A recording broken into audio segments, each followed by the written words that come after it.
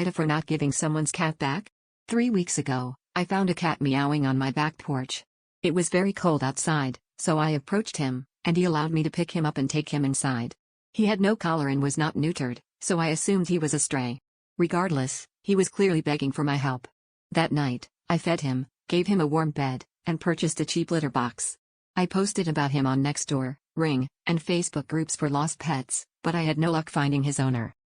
The next day, I took him to a vet to get scanned for a microchip, but he didn't have one.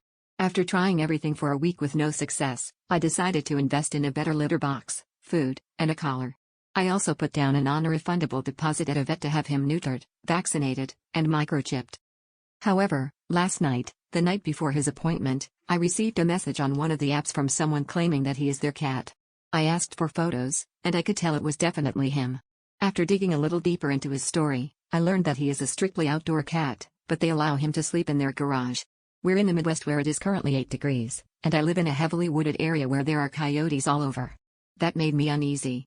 He is such a loving cat, and I could tell when I brought him in that it was his first time being in a home. I've continued to let him be an outdoor cat, and he shows up in my yard each night. The owner is demanding that I return him and hasn't offered to reimburse me for anything, not that I would accept it if she did, it's the principle of the matter. Plus, I believe it should ultimately be the cat's choice. I admit I'm biased because I want to keep him, but I genuinely want to do what's best for him. The owner mentioned that her kids have been crying and that their other cat has gone missing because they think he is out looking for his brother. I told her I would return him tonight, but there's a good chance she will never let him outside again, or he might come back to me, which would make things awkward. I really wish I could keep him. What would you do?